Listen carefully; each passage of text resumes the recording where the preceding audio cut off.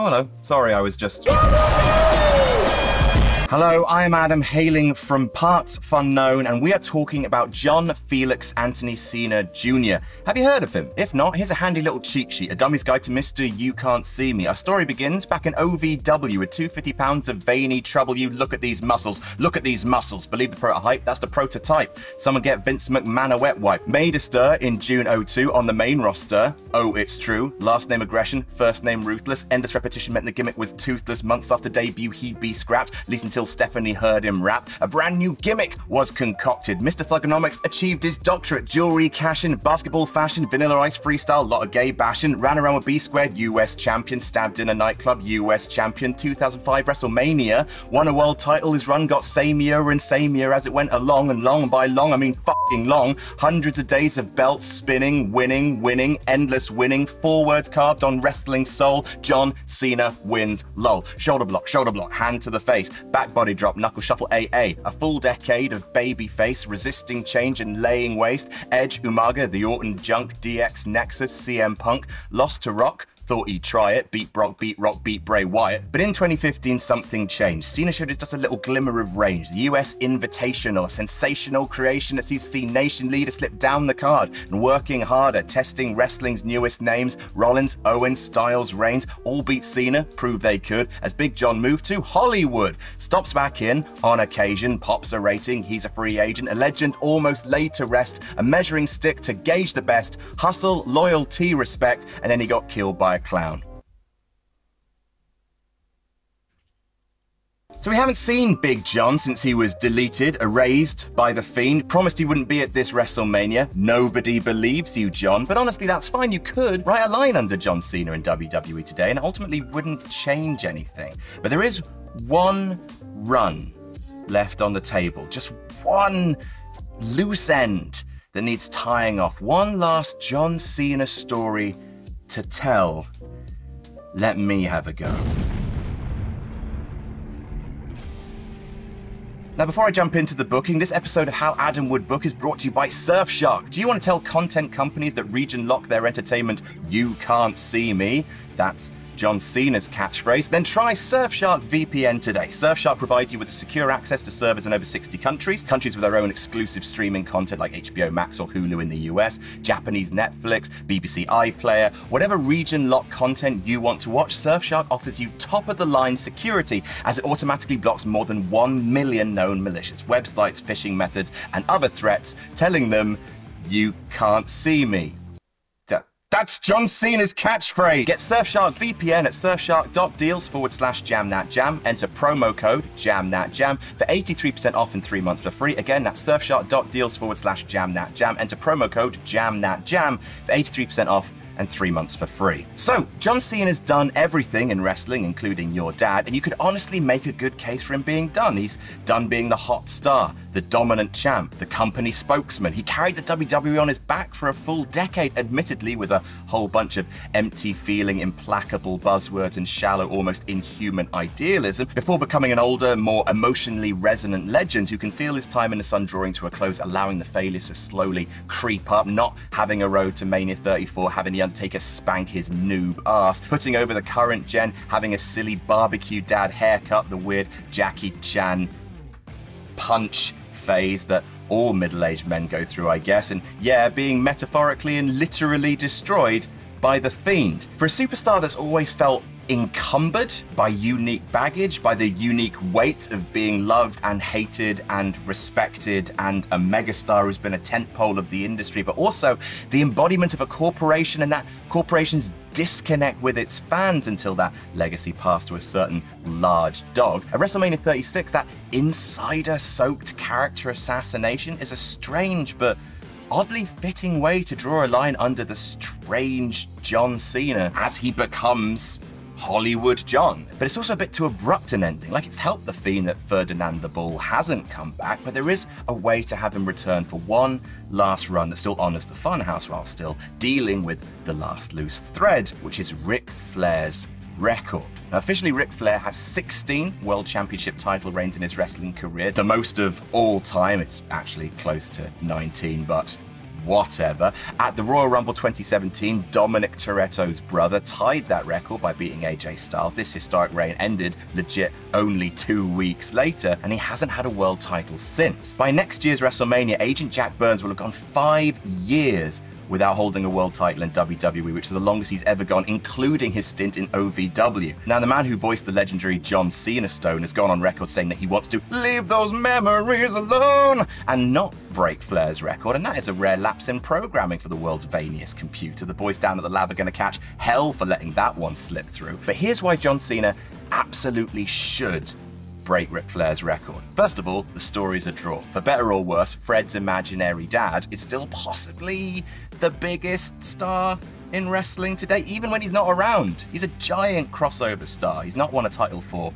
ages. And right now, the majority, not all, the majority of fans have come around to the fact that John Cena is, all aspects of this following statement considered, one of the greatest professional wrestlers of all time. One last Cena-centric storyline, explicitly framing it as his one last run, has the potential to make bank. Second of all, records are made to be broken. Also, Jesus Christ, maybe this means they can let Ric Flair stay at home and have a sleep until they need to revive him with the same haunted blood they used to keep Prince Philip alive and bring him out to weep at Charlotte's inevitable 16th world title win. Cena taking on that record shifts those PR duties onto a huge Hollywood star who can still also occasionally get physical without killing power to the venue to hide the fact that if Randy Orton actually kicked Ric Flair in the head, Ric would explode into a cloud of 1,000 tiny Rolexes. Barring anything unforeseen, John Cena will likely be around a lot longer than Ric Flair, so why not pass the torch while the Nature Boy is still alive and kicking to give the angle more emotional weight? And finally, 3, it is still the only justification left in the whole world that would actually carry any weight or make any amount of sense for a heel turn. Now look, yes, the time for a proper John Cena heel turn has passed. I don't know, 10 years ago. He's a mainstream star. He appears on Conan. He wears preposterous suits and does nice publicity stunts. He's a walking nostalgia pop, an ambassador for sort of treasured memories. He can still turn heel. People still have instinctually quite spiky reactions to John. Wrestling fans hold grudges, and there is still a lingering sense of injustice and lost potential for the bad times. You know, 2008 to 2011, the bad times. But should he?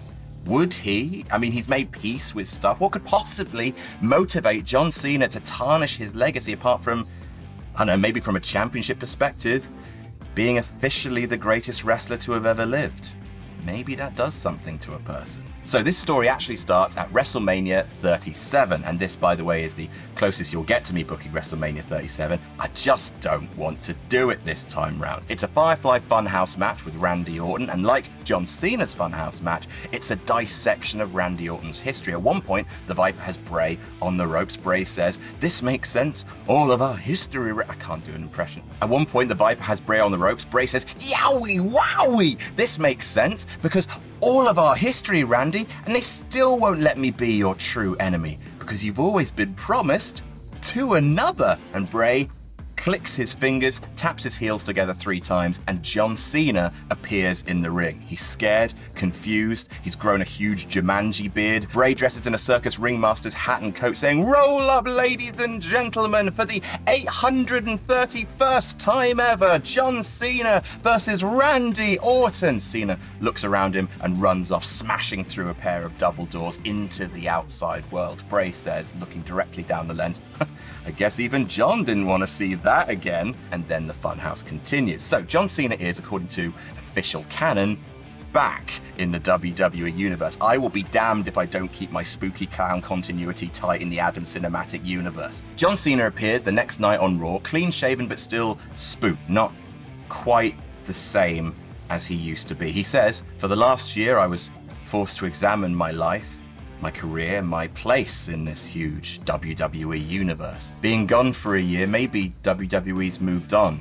There are different top guys, and it made me realize I don't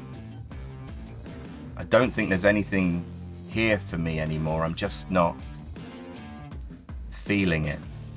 So I think this is goodbye. I'm not sure what else to say. I left the words in another place." He puts the microphone down and leaves. Almost a full year goes by. The Men's Royal Rumble 2022. All 30 men have entered, and we're down to the final 4, let's say Bobby Lashley, Damian Priest, Seth Rollins, and Kevin Owens. A lot can change in a year, but let's say. Suddenly, the countdown starts. Everyone's very confused, and when it finally hits 0, out comes number 31. John Cena's music hits, Wabudoo! And he walks down to the ring. I want every time we see John Cena now since the Funhouse to somehow feel slightly off somehow. John Cena wins the 2022 Royal Rumble, and honestly, the hatred that idea will generate in some fans really does fuel me, really does. Cena joins Austin with 3 Rumble wins, and now immediately on from his return, the story is explicitly framed around Flair's record. Cena announces on Raw that he's back because he realized what was left for him to achieve, to break Ric Flair's record and become a 17-time champion. After that, he plans to officially retire from WWE, his legacy secured, and because he wants to be so deeply entwined with WWE's history, this company, this career, he wants to break the record by winning a belt that stretches back to the foundation of this company. He wants to win the WWE Championship one last time. But backstage, someone asks him, what happened at the Royal Rumble though? People are confused about that, and Cena replies, well, I gave this company my body for 20 years. Figured I was owed a favor. Thanks for the question. You have a great day. So the 2 men's main events for WrestleMania 38 are Roman Reigns versus The Rock and John Cena versus Drew McIntyre for the WWE Championship, with the marketing strongly pushing this as John Cena's final WrestleMania, 20 years since his first appearance on the main roster in WWE. John Cena is very respectful to Drew, acknowledges him as the future of the company, but points out, I'm the man now. I've been the man for 20 years, Jack. This has been my era, and I simply need to go out this way. I'm sure you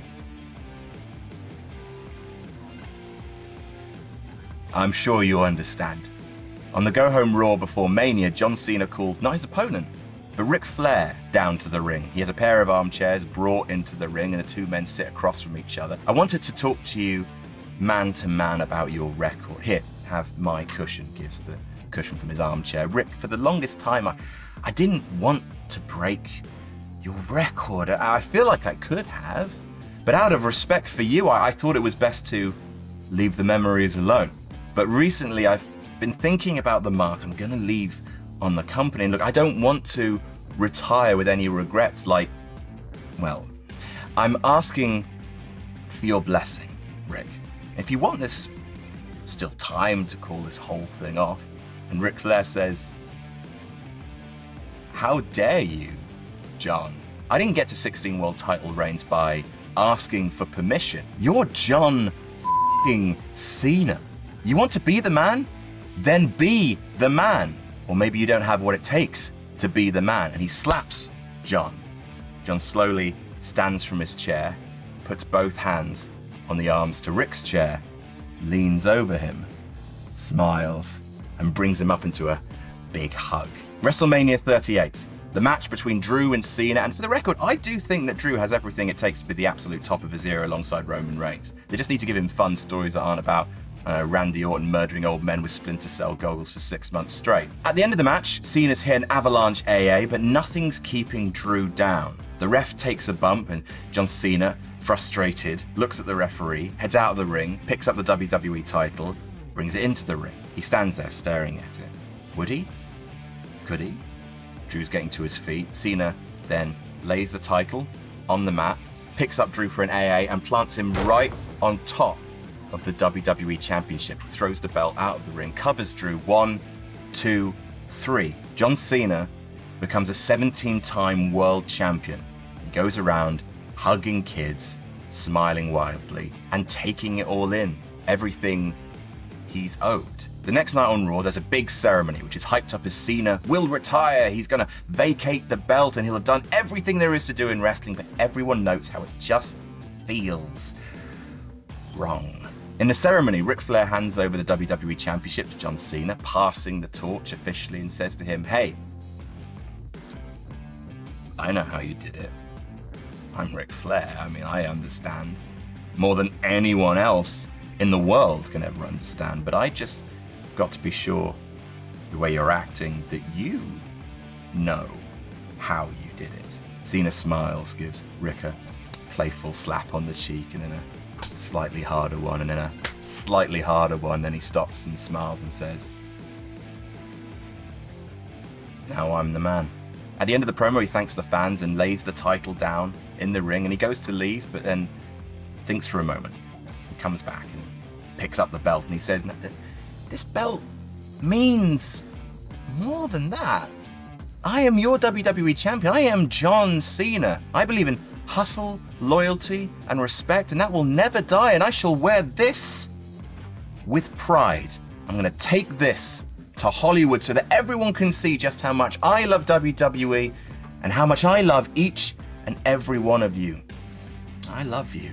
And that is the heel run for John Cena. He's been this super trooper, this nobility cyborg, but now he's malfunctioning. Something in John Cena is broken, not to the point of being this giant 180-degree character change. Cena is this snidely whiplash moustache twirling villain. Doesn't make sense. His heel persona is essentially just finally bringing to light the dark corners of Cena's character that have always been there, and we've seen glimpses of it as the sincerity twists into sanctimony, as the righteous retribution has consistently strayed into the cruel, and how someone who can preach how much he loves the WWE with every fiber of his pastel-colored heart can then leave. This just knits together those established fragments of John Cena into a slightly psychotic, deluded good guy who doesn't realize when he stepped over the line. This also allows John Cena, movie star, to bring the WWE Championship to every single interview, and you know he would, and still act like this good guy that is Cena's public Hollywood persona. He could indicate the title saying, "Oh yes, WWE is my home. I am proud to wear this title. I love each and every one of my fans." Some journalists can be planted with questions like, "Well, shouldn't you be defending it then?" And Cena can smile. "Oh, sorry, I didn't realize you wanted me to leave. Would you like me to leave?" I'm just fooling around. You're great. You're great. So business-wise, more mentions of WWE in Cena's press. This is a good thing, and I know for some this has a strong stench of Brock Lesnar's Universal title run, which I'm on record as enjoying just BTW. The world champion as a once-in-a-blue-moon special attraction. That's golden era booking, and I'm all for it. And of course, this gives the focus to the guys like Drew McIntyre, the guy who lost, the man who's actually working every week, and what these people are doing on Raw to compensate for their WWE Championship not being there, fighting each other for the right to wrest it from Cena's grasp. Cena carries the title until the next WrestleMania. He returns every 2 months, announces that when someone can finally beat him, then he will step away from wrestling, but he also gradually ramps up the tactics he employs to keep the title. He wrestles one match every 2 months, Backlash in June, SummerSlam in August, Clash of the Champions in October, Survivor Series, Rumble, Mania 39. 6 matches in his final run. AJ Styles at Backlash, Cena wins with the STF, which he refuses to break after the bell. Then he runs into the crowd to take selfies with his fans, throwing shirts into the front row. The rematch with McIntyre happens at SummerSlam. He cracks Drew in the leg with a chair while the referee's not looking, and spends the rest of the match just dismantling it, locking in a heel hook on Drew and just keeping it on until he passes out, properly damaging Drew's leg, like he has to take time away. After every match, he gets on the mic to cut one of those "that was the fight of my life" promos, tells all the fans he loves them. "I love you." A Clash of Champions, John Cena versus Big E, push him to that level. A main event WWE title match with Big John. Big E overpowers Cena for a while, but Cena removes the turnbuckle, smashes Big E's face into it repeatedly, and then AA for the win. John Cena conducts more sit-down interviews with Michael Cole, where he outlines his principles for living. "I believe in treating everyone fair and square, with equal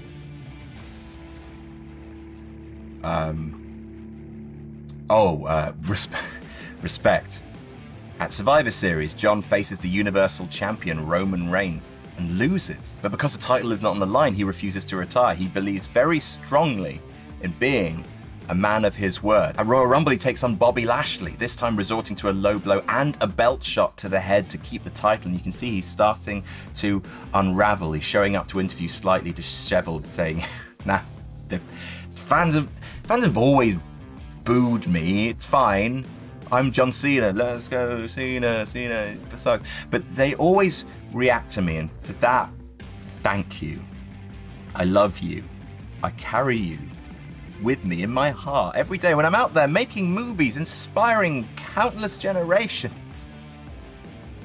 And then finally, WrestleMania 39. Now officially 20 years since his first appearance at a WrestleMania, doing a rap during the pre-show of WrestleMania 19 with cardboard cutouts of Jay-Z and Fabulous, F-A-B-O-L-O-U-S, all the way to Mania 39. And hey, after twice in a lifetime, it kind of makes sense that John Cena would have 2 retirements back to back.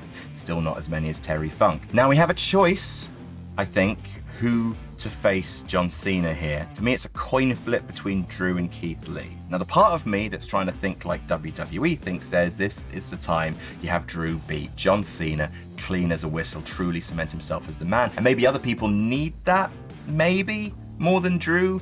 I mean, you know, he did beat Brock clean at Mania 36. Keith Lee, for me, I slightly prefer Keith Lee winning the 2023 Rumble, going on to Mania 39. Now on the way to the ring, there's one long tracking shot, starting with John Cena looking at himself in the mirror in his dressing room. He walks along the corridor and runs into Kurt Angle, who just looks at him. Cena looks him in the eye, keeps walking, runs into Biker Taker. They look at each other. He keeps walking, he comes face to face with Edge. He moves on until he runs into The Rock. He still carries on, he comes face to face with Batista. He keeps walking till finally he stands face to face with Randy Orton. The two men just stare at each other. Cena walks past Randy. The camera turns around to see the entire locker room lined up on either side of the corridor.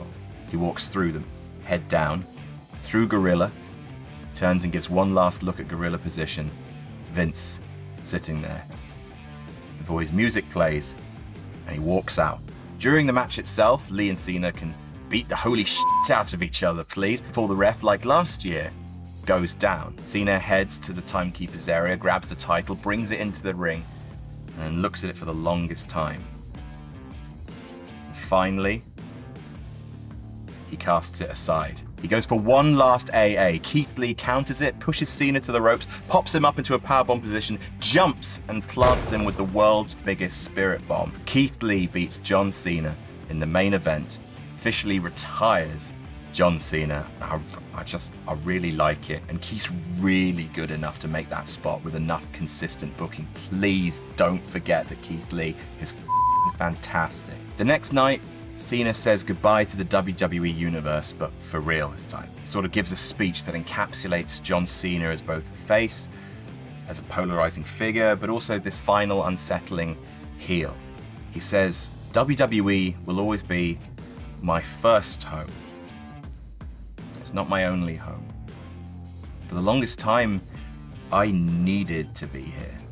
Needed it more than some of you needed me. And through it all, when there was doubt, I ate it up. He doesn't say that. For one last time, he says, I'll try and separate myself from John Cena, from the hustle, the loyalty, the respect, from the thugonomics, from the face that runs the place, and just try and say things that I know to be true. I will miss this. I will miss you. Even those of you who have never liked me, I always tried my best to entertain you. I really did try. But right now, that locker room is stacked with talent. I don't need to get in the way of that. And when someone makes it to 18 World Championships, it would be my honor to come back and raise their hand. But until then, and that is how I would book John Cena's final run in WWE.